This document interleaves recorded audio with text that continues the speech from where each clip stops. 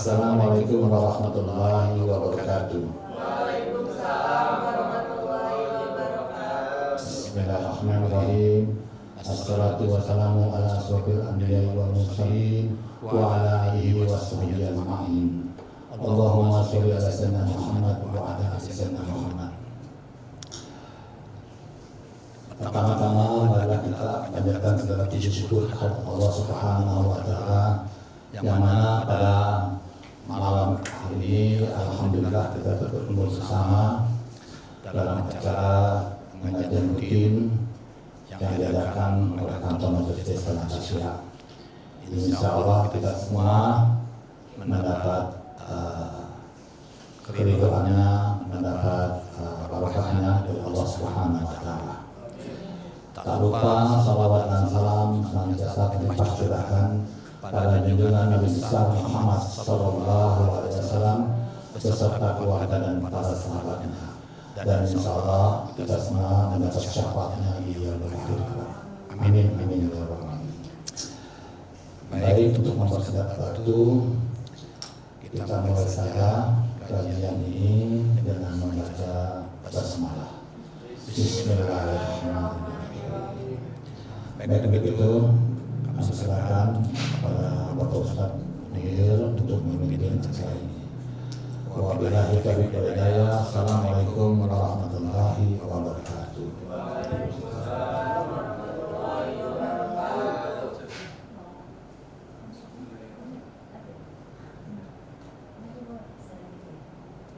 Bismillahirrahmanirrahim. Assalamualaikum warahmatullahi wabarakatuh. Alhamdulillah wa syukurillah wa la hawla wa la quwwata illa billah. Wassalatu wassalamu ala sayyidina Rasulillah wa ala alihi wa ashabihi wa mawalah. Subhanaka la ilma lana illa ma 'allamtana innaka antal alimul hakim. Wa rabbi shrah li sadri wa yassir li amri wahlul 'uqdatam min lisani yafqahu qawli wa ba'du. Puji syukur kepada Allah Subhanahu wa taala yang sudah menyenangkan hati dan pikiran kita untuk sama-sama memakmurkan pengajian rutin kita pada Idul Fitri tahun ini. Mudah-mudahan amal ibadah kita selama bulan Ramadan ini diterima oleh Allah Subhanahu wa taala dan kemudian kita mendapatkan berkahnya di tahun-tahun yang akan datang. Dan mudah-mudahan kajian rutin kita pun bisa memberikan manfaat yang bisa kita gunakan baik dalam lingkungan kerja kita maupun dalam kehidupan sehari-hari di keluarga kita. Amin ya rabbal alamin. Sebagaimana salawat dan salam yang senantiasa kita panjatkan kepada hadirat Rasulullah sallallahu alaihi wasallam, juga mudah-mudahan Allah balas dengan ditetapkan kita semua menjadi ahli syafaat beliau di hari kiamat. Amin ya rabbal alamin. Terima kasih Pak Pur yang sudah mengawali obrolan kita pada malam hari ini. Sebelum kita mulai, ada titipan permohonan doa ya. Waalaikumsalam. Mari kita hadir dulu kepada Rasulullah SAW sebelum kita membacakan doa untuk orang tua kita, wabil khusus orang tua kami ya. Ila hadratin Nabiyyil Mustafa sallallahu alaihi wa ala alihi wa azwajihi wa dhurriyyatihi wa ahli baitihi. Al-Fatihah. A'udzu billahi minasy syaithanir rajim. Bismillahirrahmanirrahim. Alhamdulillahirabbil alamin arrahmanir rahim maliki yaumiddin. Iyyaka na'budu wa iyyaka nasta'in ihdinas siratal mustaqim siratal ladzina an'amta 'alaihim ghairil maghdubi 'alaihim waladdallin. وإلى حضرة إخواني من الأنبياء والمرسلين والملائكة المقربين وصحابته رضوان الله عليهم أجمعين أبي بكر وعمر وعثمان وعلي وعلى بقية الصحابة والتابعين وتابع التابعين ومن تبعهم بإحسان إلى يوم الدين وعليهم برحمتك يا أرحم الراحمين. الفاتحة. أعوذ بالله من الشيطان الرجيم. بسم الله الرحمن الرحيم. الحمد لله رب العالمين الرحمن الرحيم مالك يوم الدين إياك نعبد وإياك نستعين اهدنا الصراط المستقيم صراط الذين أنعمت عليهم غير المغضوب عليهم ولا الضالين آمين. وإلى جميع أهل القبور من المسلمين والمسلمات والمؤمنين والمؤمنات من مشارق الأرض إلى مغاربها برها وبحرها ونخص إلى أرواح آبائنا وأمهاتنا وأجدادنا وجداتنا ومشايخنا ومشايخ مشايخنا وأساتذتنا وأساتذة أساتذتنا ولمن استمعنا لنا بسبب ذكره ونخص إلى روح عبدك الفقير آمين Bapak Haji Harmo bin Dasuki Jeber وفي موضوعهم إلى روح أمتك الفقير المهرتنسي bin Ahmad Hadi Hartono وفيها وفوعها. Ini adalah kedua orang tua dari Pak Tommy ya. Wa ila arwahi abaina wa mahnatina, silakan disebutkan dalam hati kita nama orang tua kita, nama saudara-saudara kita.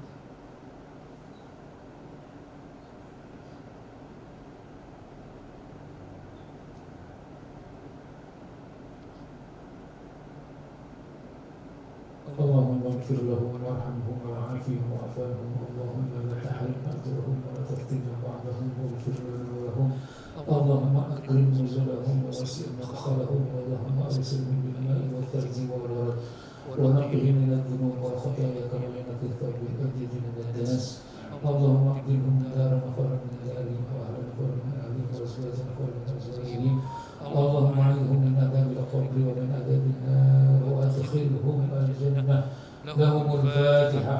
أعوذ بالله من الشيطان الرجيم بسم الله الرحمن الرحيم الحمد لله رب العالمين الرحمن الرحيم مالك يوم الدين إياك نعبد وإياك نستعين اهدنا الصراط المستقيم صراط الذين أنعمت عليهم غير المغضوب عليهم ولا الضالين آمين.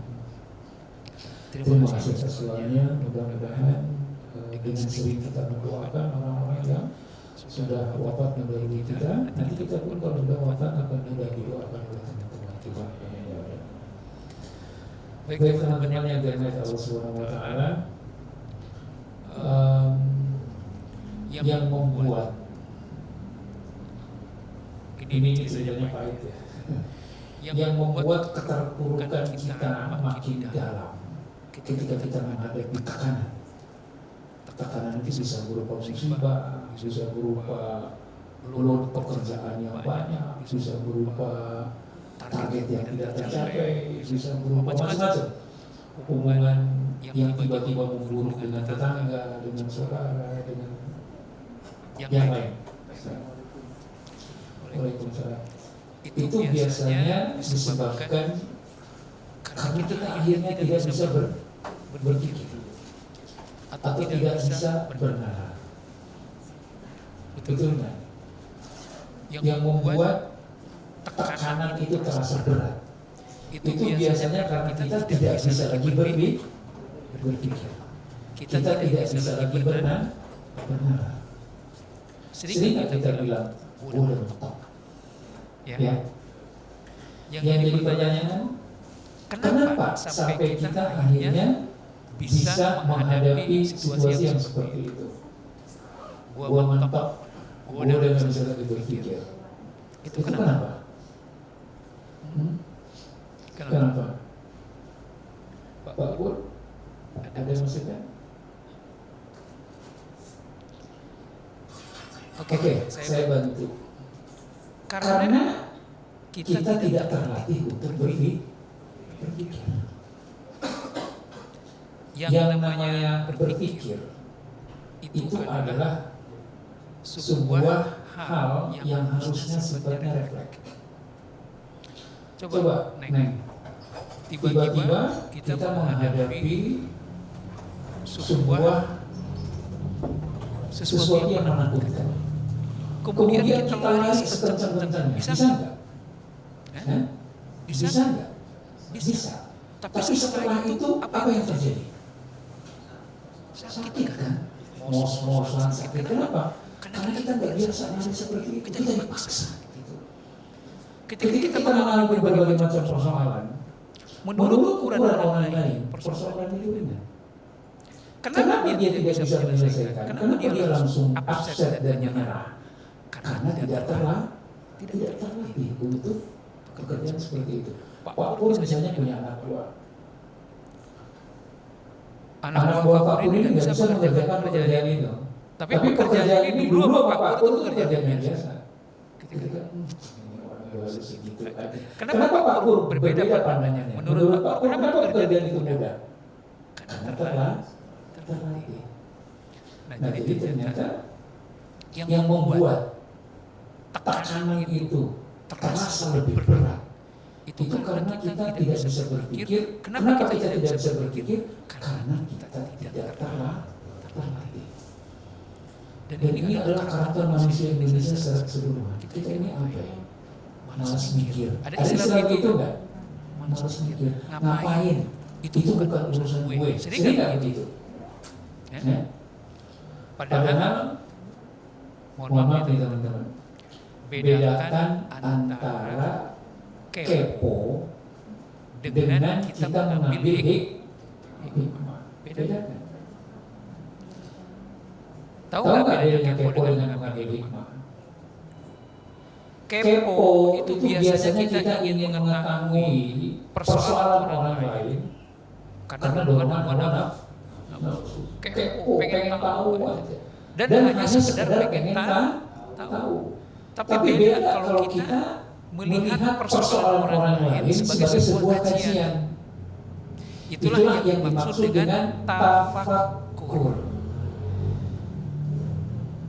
Tafakur itu artinya adalah berpikir dengan sengaja dilakukan dengan frekuensi yang tinggi dan mendalam. Itu namanya tafakur.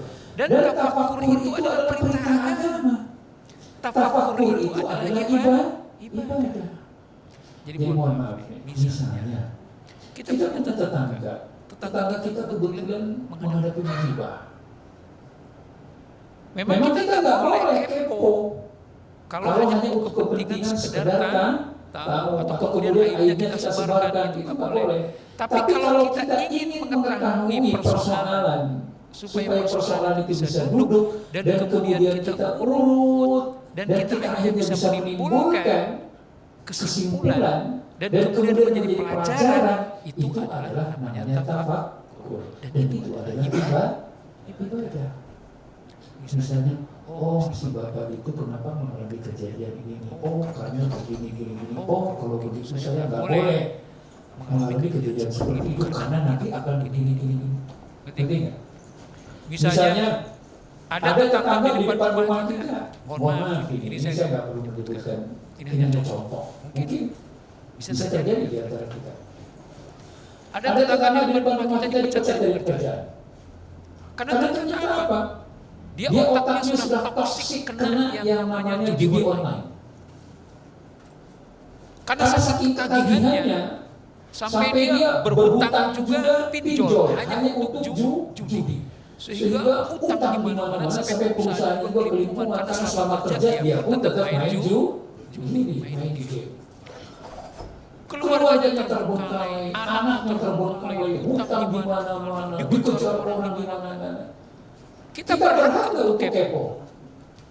Kita berhak untuk kepo. Ngapain mikirin itu bukan urusan gue. Tapi kalau kita memiliki hati dan pikiran yang bijaksana, kita akan cari tahu dengan cara-cara yang sopan. Misalnya bertanya, kalau boleh saya tahu, kenapa sih kejadiannya? Awalnya apa sih yang membuat dia kerajinan? Terus kenapa sih yang membuat dia kok mudah banget minjem uang hanya untuk gini kayak begituan? Kok kenapa sih dia nggak bisa berhenti? Kok kenapa sih gini? Setiap pertanyaan kemudian kita telusuri, kita dalami sehingga menjadi sebuah kesimpulan. Itu yang namanya tafakur.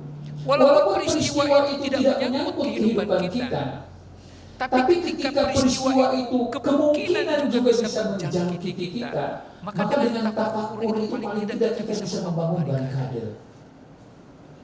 Paling tidak ketika ada keluarga kita, keluarga teman kita yang sudah mulai agak gejala kayak begitu, kita jangan bisa ngomong, bro, hati-hati. Nanti biasanya kalau udah begini nih kejadiannya akan gini.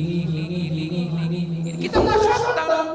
Karena peristiwa-peristiwa yang terjadi di sekitar kita, walaupun tidak kita kepoin, tapi kita tafakur.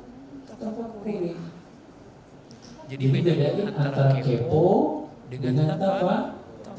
Kalau kepo kadang-kadang kita hanya mencari tahu peristiwanya atas dorongan hawa nafsu atau apapun, kemudian untuk kita sebarkan akhirnya.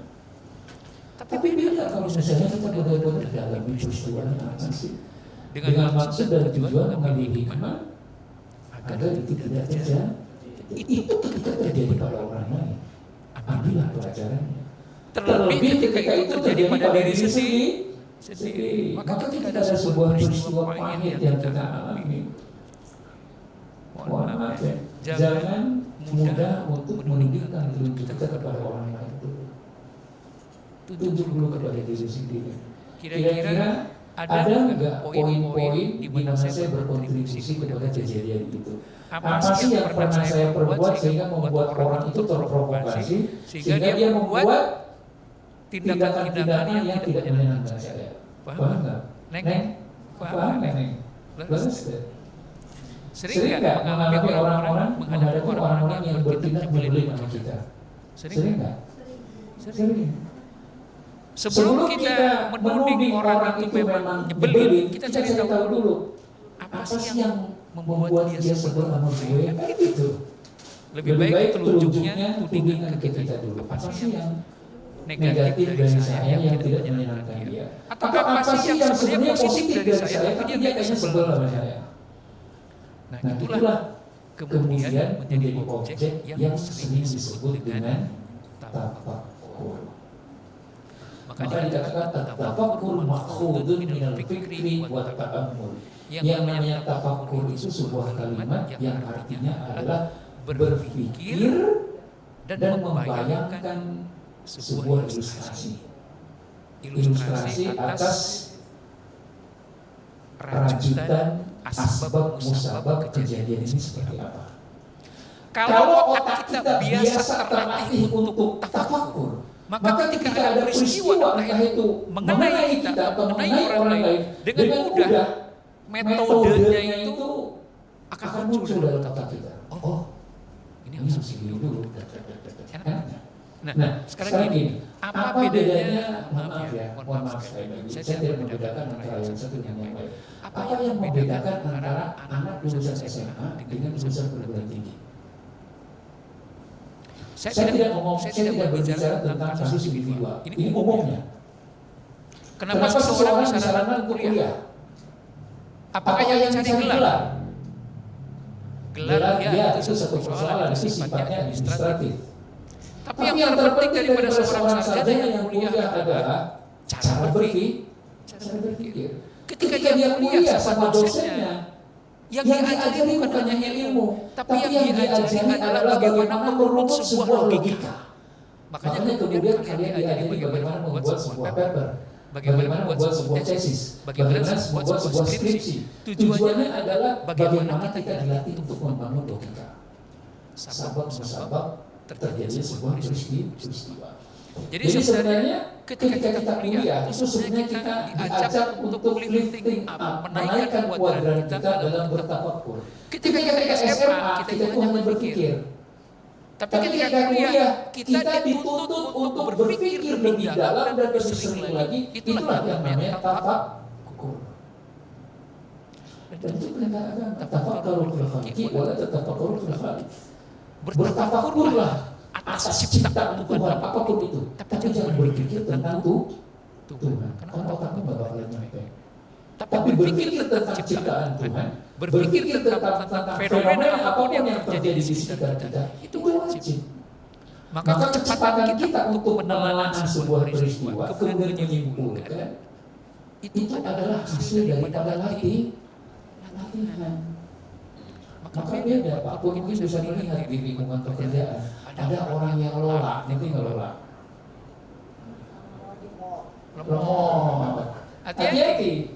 Kenapa lemot? Ya karena dia tidak pernah melatih bagaimana logikanya untuk cepat mengambil kesimpulan. Tapi ada orang yang loadingnya cepat. Kenapa loadingnya cepat? Karena mekanismenya sudah bekerja. Sehingga ketika menerima informasi cepat dia mengolah langsung. Malah bosnya belum kelar ngomong udah tahu. Nah itu. Tapi ada yang diterangin berkali-kali udah paham belum? Kagak mudeng, kagak nyambung. Wah tadi dia mau apa? Karena apa? Dia tidak terbang, tidak terbagi. Jadi bedakan antara orang pinter dengan otak kiri karena banyak hafalan dengan orang yang bekerja dengan otak kanan karena kreatif dalam mengolah sebuah gagasan. Yang sukses dalam hidup itu bukan orang yang mengandalkan otak kiri karena banyak hafalannya. Kalau hanya sekedar Anda mendapatkan degree, kalau hanya sekedar mendapatkan gelar, dengan otak kiri pun bisa. Banyak hafalan. Waktu ujian diuji selesai, Anda punya degree. Tapi otak kanan Anda nggak dipakai. Karena apa? Nggak berani dipakai untuk apa? Padahal dalam menyelesaikan persoalan hidup itu adalah orang yang paling sering bertafakur karena kecepatan dia akan teruji di situ untuk menyelesaikan sebuah persoalan. Anda sebagai pimpinan, ketika ingin menempatkan seorang bawahan untuk menaikkan posisinya, apa yang dicari? Orang yang sigap, orang yang cepat. Tentunya cepat dan tepat. Tapi yang paling tidak kita sebagai orang yang sering dikejar waktu. Terus berapa? Kita kejar waktu kan. Saya yakin teman-teman sebenarnya di dunia kerja sudah dibiasakan untuk bertafakur dan menggunakan otak kita itu dengan frekuensi yang lebih sering daripada orang yang tidak bekerja. Maka manfaatkanlah kebiasaan kita untuk berpikir cepat di kantor dalam menyelesaikan berbagai macam urusan di rumah. Tapi apa yang terjadi Pak Bro? Kalau orang sudah mampu, udah capek, gue mikirin deh. Gue udah muat di kantor. Nah ini, hati-hati. Berarti orang ini bertafakur di kantor dalam keadaan tepat. Padahal yang namanya otak, otak itu akan semakin encer, akan semakin bagus ketika dipakai secara terus-menerus. Ketika dipakai secara terus-menerus, maka kemampuan kita itu akan meningkat. Makanya ada seorang ahli mengatakan bahwa selama ini kapasitas otak kita yang dipakai untuk berpikir itu hanya 2% Pak. Otak sejenius Einstein dan Habibie itu yang kepake itu baru 2,5%. Sisanya itu belum kepake. Jadi kalau ada orang yang ketika di kantornya dia sibuk berpikir, tapi kemudian ketika pulang ke rumah dia nggak mau mikirin. Hati-hati. Karena bertafakur dalam keadaan dipaksa dengan bertafakur karena kebiasaan itu beda. Maka orang yang biasa di kantornya berpikir dan kemudian ketika di rumah dia baru mengaktifkan otaknya. Kapan kita beristirahat dan mikir? Ketika tidur. Beda nggak Pak Bor antara orang yang kerja dengan yang tidak bekerja ketika menyelesaikan persoalan? Beda nggak? Ya. Beda. Ada orang yang di rumah nggak bekerja, cici baik pensiunan kayak saya, setara mikir, setara ngomong, cici setara mikir. Giliran ada persoalan ini Pak gimana? Tar dulu. Gue udah lama gak mikir gini. Dan yang paling cepat pikun adalah orang yang tidak menggunakan otak. Jadi sekali lagi menggunakan otak itu bukan urusan pintar atau tidak. Tapi menggunakan otak itu adalah untuk membuat orang itu sukses hidup. Menggunakan otak dipakai terus untuk mikir. Gak pernah berhenti mikir. Jadi kalau kita kuliah dan lain sebagainya, ada porsi otak kiri kita untuk menghafal. Dan yang tidak kalah pentingnya adalah gunakanlah otak kanan untuk berpikir. Wahwa amalul qalbiyun. Tapi ingat, berpikir pun ternyata itu dorongan utamanya adalah amalul qalbiyun. Itu harus dari dorongan dengan hati nurani. Makanya ketika Anda di kantor itu, apapun yang kita hadapi di kantor itu kita pikir harus benar-benar dorongan dari hati nurani. Jangan karena keterpaksaan. Banyak orang ini mohon maaf ya, ketika melakukan sesuatu dia terpaksa. Tapi ternyata karena rutinnya dia melakukan sesuatu dengan terpaksa itu suatu saat ketika dia butuhkan itu dan dia mendapatkan manfaatnya, dia baru mengatakan untung dulu dibiasain kayak gitu. Sering nggak? Saya. Dulunya dia dipaksa, tapi ketika dia mendapatkan manfaat yang baru biasa, oh ternyata dulu saya dipaksa, dibiasain berpikir seperti itu, manfaatnya ada. Jadi memang yang namanya tafakur menggunakan otak harus dengan dorongan hati. Amalun qalbiyun. Dan dikatakan minal ibadat allati tahtaju ila imalil aqli fil usul ila natijatin muayyanah. Ternyata lebih indah lagi kalau proses kita berpikir mengolah apapun selain dorongan hati dianggap itu adalah sebagai ibadah. Enak kan? Jadi apapun yang kita kerjakan di kantor, selain mencerdaskan otak kita dan dipakai terus, dorongan dari hatinya juga kuat dan memiliki muatan spiritual. Maka enak kalau misalnya kita bekerja, otak kita dipakai maksimal dengan dorongan hati yang penuh dan memiliki muatan spiritual. Walaupun hasilnya enggak banyak-banyak amat, tapi efek yang lain kita bisa dapatkan. Otak kita terlatih, hati kita tidak berat karena kita mengerjakannya dengan senang. Kemudian memiliki nilai spiritual karena apa yang kita lakukan sebenarnya itu adalah ibadah.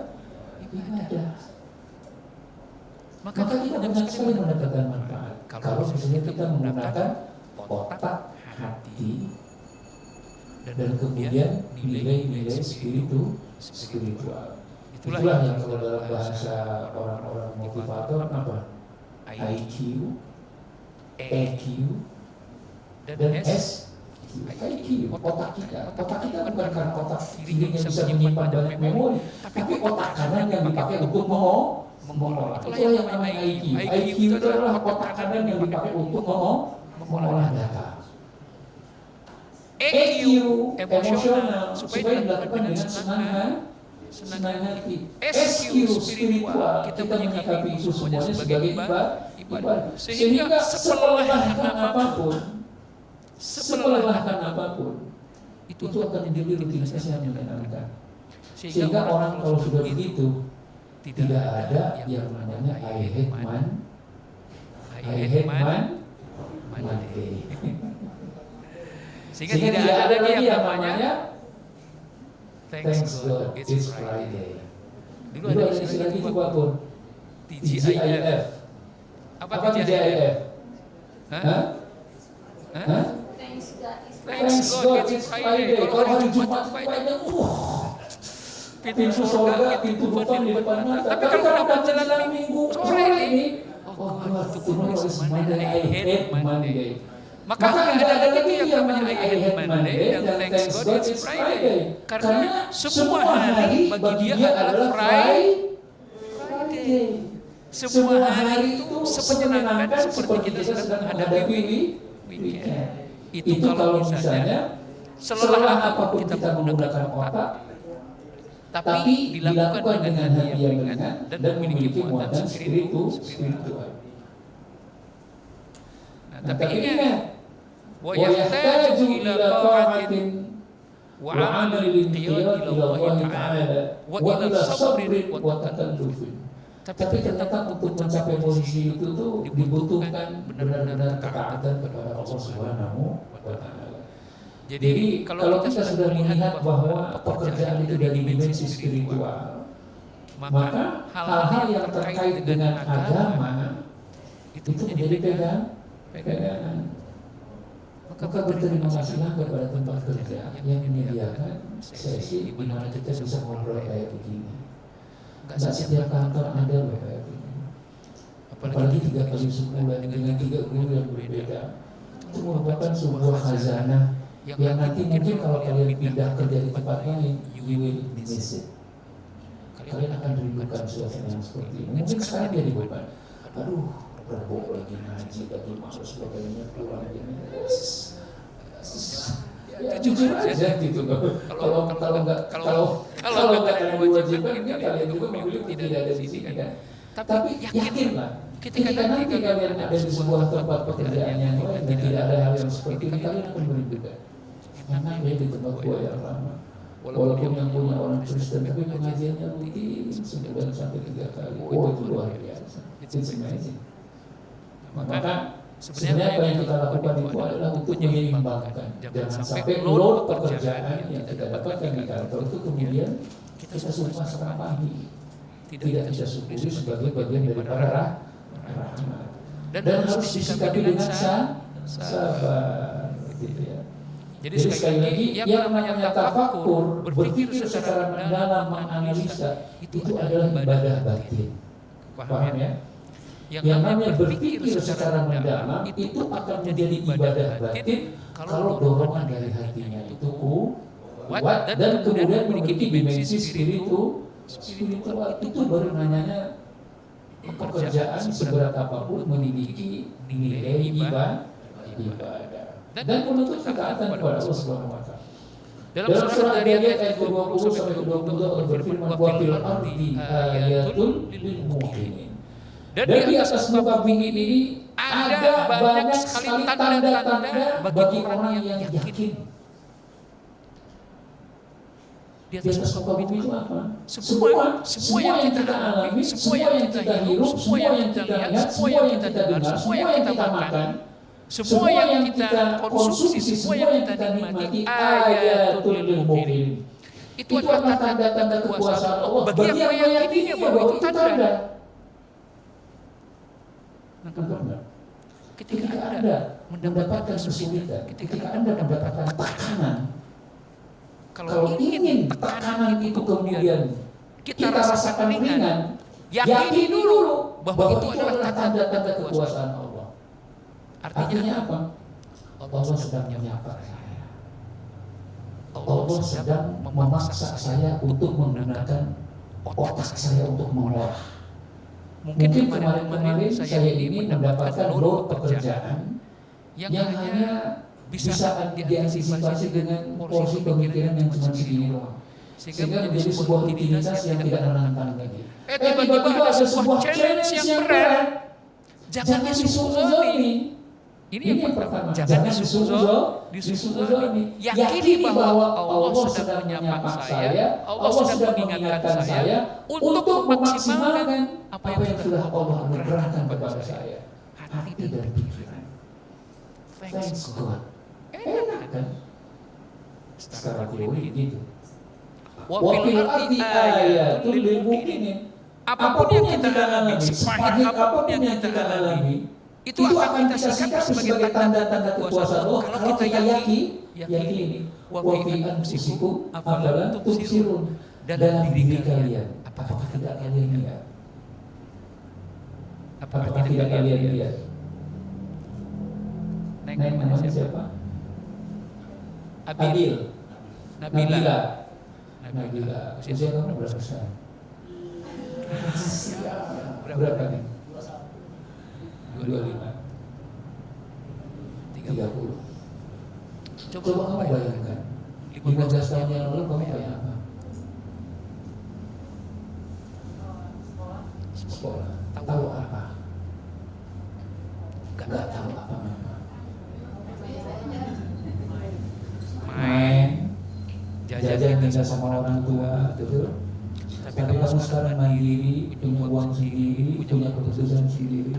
Ingat, dalam 15 tahun itu adalah tanda-tanda kekuasaan Allah. Wa fi anfusikum afala tubsirun. Kadang-kadang ketika kita menghadapi persoalan yang kita hadapi itu persoalan saat itu. Ya Allah, ini susah amat sih. Ya Allah, ini kenapa sih muji gue terus Allah gini. Seolah-olah kita tidak sanggup. Karena gue gak sanggup deh Pak, tolong deh jangan menurut saya. Kita lupa bahwa kita ini terbentuk menjadi manusia yang hebat kayak sekarang. Itu adalah tanda-tanda kekuasaan Allah. Makanya tadi saya 15 tahun coba dia pengen kamu itu siapa, tahu apa, bisa apa, you are still nothing. Tapi kamu sekarang menjadi seorang somebody. Itu karena izin Allah. Kok karena ketika kita mengalami sebuah tekanan dan lain sebagainya dengan mudah kita mengatakan, "Hey Viva, gue nggak bisa mikir, gue nyerah deh, tolong bagi gue. Atau jadi urusan dulu deh, gue nggak mau, gue nggak sanggup." Hati-hati. Kita ini sudah dianugerahi oleh Allah Subhanahu wa taala pikiran yang cerdas. Ketika sebuah masalah menjadi persoalan kita, ini berarti sebuah isyarat bahwa kita mampu melakukannya. Allah tidak akan membebankan sebuah beban kepada seseorang di luar batas kemampuannya. Kenapa kita mengatakan tidak sanggup? Pertama, karena kita tidak ingin melakukan hal itu. Yang kedua, karena otak kita tidak terlatih, atau kita memang tidak mau melatih. Makanya Pak Pur misalnya, siapa yang jadi bos di sini? Siapa yang akan kita promosikan untuk naik jabatan? Orang yang ketika mengerjakan pekerjaannya perhitungan, atau orang yang ringan dalam mengerjakan segala sesuatu. Dia menolong orang lintas departemen, lintas bagian, apapun dia kerjakan. Mana yang lebih suka untuk kita naikin? Pasti kita lebih suka menaikkan orang yang gampang banget dimintain tolong. Dia nggak pernah mengatakan ini bukan pekerjaan gue, ini bukan bidang gue. Walaupun gua ngerti gua nggak mau. Ngapain gue jadi cuma segitu doang? Ingat loh. Ketika kita terpaksa harus membantu teman kita tanpa digaji insentif sekalipun, tanpa ada tambahan sekalipun, kita sedang diberikan kesempatan oleh Allah Subhanahu wa Ta'ala untuk mengolah, untuk menggunakan dan memaksimalkan kita punya daya pikir. Dan pada saat yang bersama kita sebenarnya sedang berinvestasi kebaikan kepada atasan kita, kepada kantor kita. Sehingga ketika suatu saat kantor sedang mencari orang yang kira-kira bisa dipromosikan, pasti yang dicari adalah orang yang paling ringan tangannya untuk membantu orang lain lintas departemen, lintas bagian. Belum selesai. Apa kerjaannya? Sini gue bantu deh. Apa yang bisa? Oh, gue bisa kalau ngajarin gue. Gue kebetulan 3 hari kosong. Misalnya, kerjaan apa yang belum selesai? Tolong ngajarin gue sebentar. Di luar sini gue bantuin. Itu. Orang-orang bisa mengatakan belagu amat ini. Tapi orang-orang akan lihat bahwa gila ini orang. Apa sih tujuannya? Kita cuma pengen bahwa kita punya pikiran, punya otak, ingin selalu bilang. Mungkin tidak bermanfaat di tempat kita kerja sekarang, tapi di lain tempat, di lain kesempatan, di lain waktu, di lain keadaan. Kebiasaan seperti itu, itulah yang nanti akan membuat kita cepat mengambil keputusan.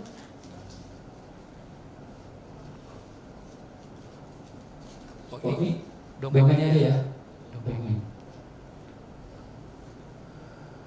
Saya pernah melakukan sebuah perjalanan tour, ceritanya ke Turki. Pas menjelang Covid, Pak. Saya masih ingat waktu itu Covid sudah mulai muncul di Bogor, sudah mulai muncul di Depok. Tapi pemerintah belum mengeluarkan larangan. Saya baru pulang dari Israel hari ini, besoknya kita harus nganter rombongan ke Turki, nekat. Berangkat, hayu berangkat. Nanti gimana ada semua kayak itu gimana sih? Yang berangkat. Oh sekarang memudahkan kita untuk berangkat ke Turki, bawa rombongan. Baru hari 4 hari di Turki, saya kebetulan pakai Etihad pesawatnya. Tiba-tiba Etihad itu kan transit Jakarta, Abu Dhabi, Istanbul, kemudian Istanbul, Abu Dhabi, Jakarta. Baru hari ini di sekitar 4 hari muncul berita dari airline. Kami menghentikan penerbangan dari Istanbul ke Abu Dhabi. Tapi Abu Dhabi Jakartanya tetap ada. Kan pusing kita. Berarti kita harus beli tiket. Bayangkan kita harus membatalkan tiket pulang dan nyari tiket baru dalam keadaan kita sedang berpindah-pindah kota. Saya termasuk nggak biasa mengerjakan pekerjaan yang sehektik itu sekali itu mengerjakan banyak orang. Akhirnya kita memutuskan untuk membeli tiket baru, tiketnya Turkish Airlines. Dan hanya bisa dibeli dengan kartu kredit. Pusing nggak loh? Sebagian teman-teman kita orang yang sudah hijrah meninggalkan kartu kredit. Wah, terpaksa kita harus kontak teman di Indonesia yang punya kartu kredit. Tolong beli. Ya tapi karena saat itu sebagian daripada teman-teman kita ini adalah orang-orang yang mohon maaf kalau saya boleh bicara, mereka adalah para profesor. Nah ini saya pengen ngomong gitu ya. Mereka adalah para profesor guru besar di UI yang terbiasa untuk mengolah persoalan. Jadi ketika saya mengalami masalah itu, Pak, kita pikirin sama-sama. Oke, Munir, this is not your job only, this is our job. Udah kita pilih. Enak. Pas saya lihat, enak ya. Orang kalau otaknya sering dipakai, walaupun sedang mengerjakan persoalan bukan urusannya. Pak, ini profesor, dokter dalam bidang medis. Ini dokter, profesor, spesialis bidang penyakit dalam. Ini dokter, spesialis, profesor bidang jantung. Tapi ketika menghadapi persoalan yang bukan bidangnya, tapi karena otaknya encer, sering dipakai, gampang. Jadi ketika terbiasa, Prof, kok kenapa cepet banget ngambil solusinya? Dia bilang, Mas Munir, saya biasa ngadepin orang yang nyawanya udah di ujung tanduk. Yang kalau saya potong arteri ini dia bisa mati. Kalau tidak dipotong ini akan lumpuh. Bisa nggak dalam keadaan seperti ini di meja operasi saya harus musik banyak kalau saya potong. Nah kecepatan berpikir seperti itu dipakai untuk kepentingan lain. Jadi ketika persoalan saya paparkan di atas meja, kemudian mereka berpikir semua energi mereka dikeluarkan dan terbiasa berpikir solusi gampang ketemu. Oke, Pak, siapa yang nggak punya kartu kredit? Saya teleponin teman saya. Tolong, bisa nggak begini? Ini siapa teman yang punya? Akhirnya alhamdulillah semua 15 orang dari rombongan kita bisa pulang ke Indonesia dengan membeli tiket Turkish Airlines dan bukan pakai kartu kredit yang kita punya. Di situ berjuang luar biasa, tektokan kita batalin cancel ini sampai akhirnya. Karena kita mengejar, jadi kita pulang 1 hari sebelum jadwalnya. Karena yang kita jadi itu adalah tanggal 22 April tahun 2020 Jakarta di lockdown. Itu yang kita pikirin. Jangan sampai ketika kita landing Jakarta udah lockdown tanggal 22. Jadi kita pulang tanggal 20 dan tanggal 22 Jakarta lockdown. Itu contoh ya, contoh dalam keadaan genting. Kalau otak kita biasa dipakai untuk berpikir, biasa bertafakur, maka kita akan menjadi orang yang cepat sekali untuk mengambil tindakan, memutuskan sesuatu. Wafi anfusikum adalah tuh sirun. Jadi kenapa digunakan wafi anfusikum? Kenapa dalam diri kalian, bukan dalam diri kamu? Karena kita ini kan hidup secara kolektif terkoneksi antara satu dengan yang lain. Pengalaman saya bisa Anda ignore. Tadi ketika saya sampaikan, ini bisa cuma cerita kosong. Tapi suatu saat mungkin ini akan menginspirasi kalian. Gitu. Wafi anfusikum dalam diri kalian itu ada pengalaman. Wafi anfusikum itu ada peristiwa. Wafi anfusikum dalam diri kalian itu ada hikmah. Tergantung kalian mau lihat ada peristiwa satu dengan yang lain. Bukan diri kalian sendiri, bukan diri kita pribadi, tapi juga orang lain. Maka jadilah manusia sosial yang terkoneksi antara satu dengan yang lain. Misalnya begini, contoh. Ada orang punya persoalan. Saya pengen mendigest persoalan dia. Saya ingin mendalami persoalan dia supaya menjadi pelajaran juga buat saya. Tapi harus ada risiko yang harus saya keluarkan. Yaitu apa? Saya harus menolong dia. Betul nggak?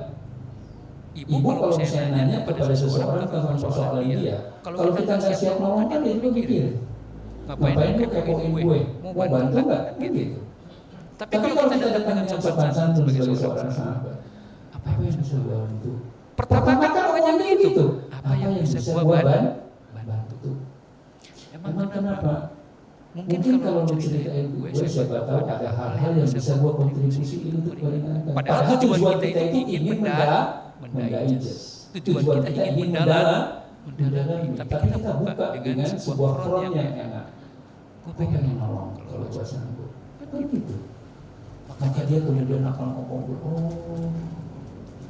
bayangkan kita hanya mengeluarkan waktu 1 jam, tapi kita bisa mendapatkan pelajaran kuliah seperti di fakultas yang tidak diajarkan di bangku kuliah.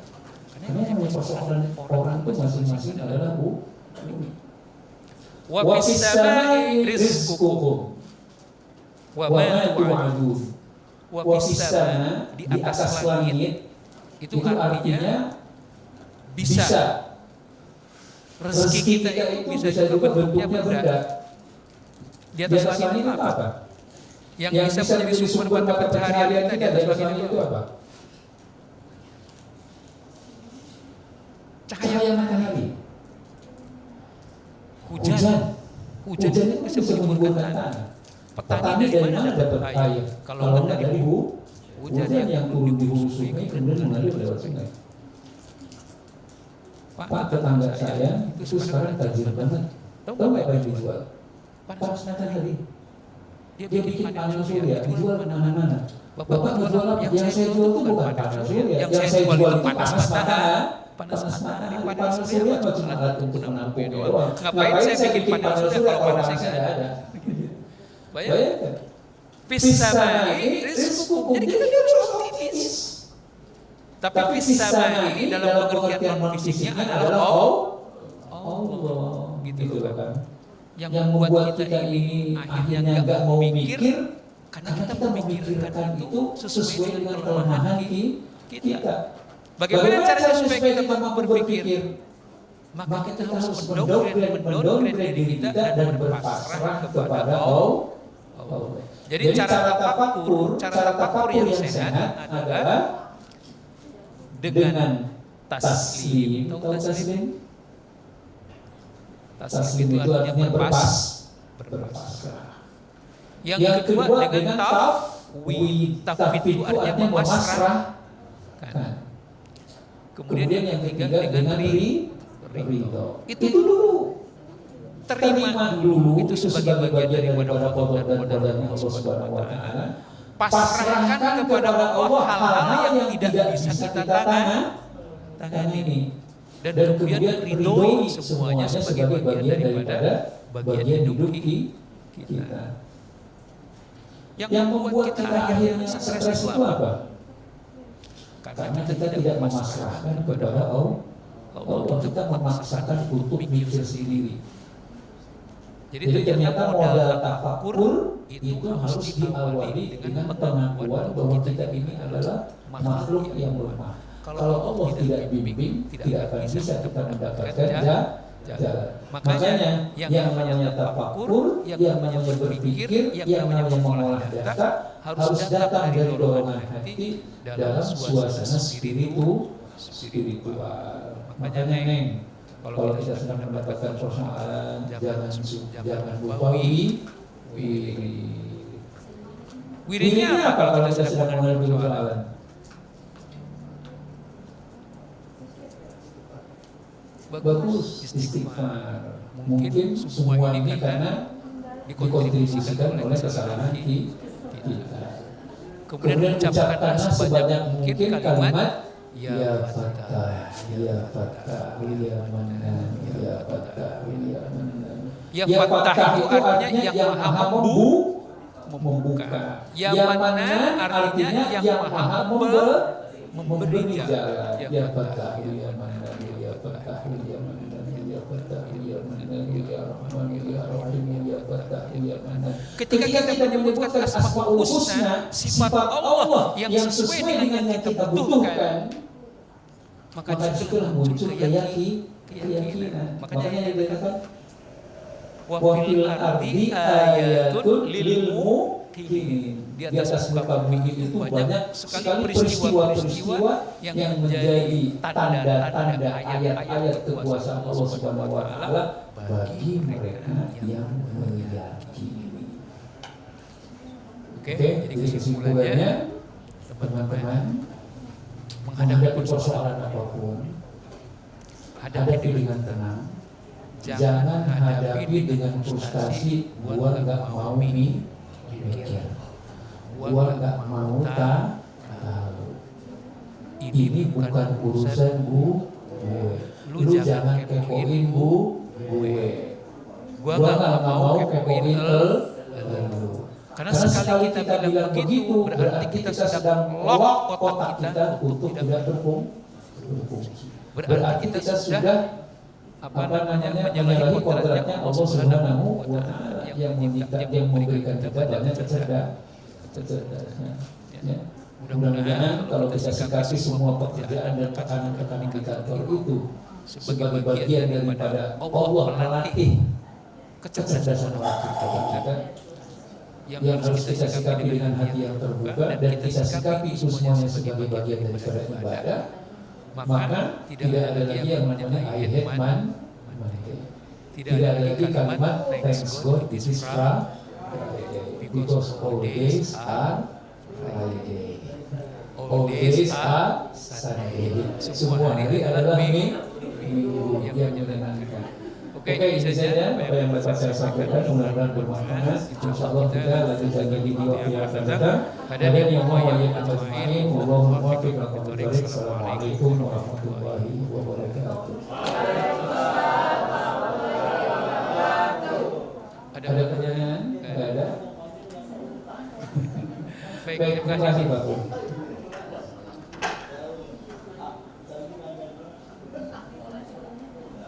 Alhamdulillahirrahmanirrahim.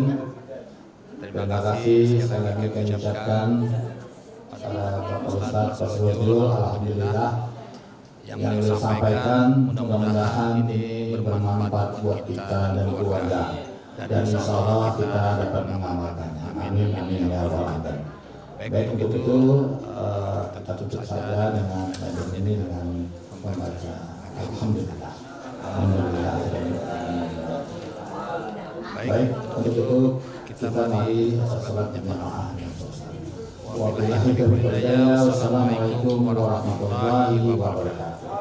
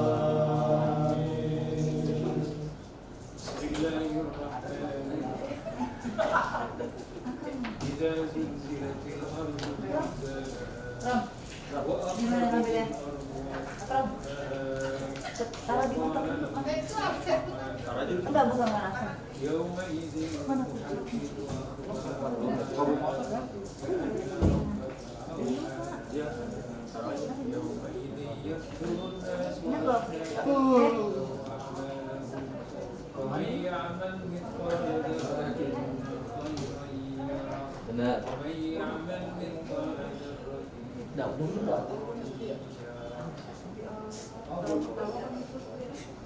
Sami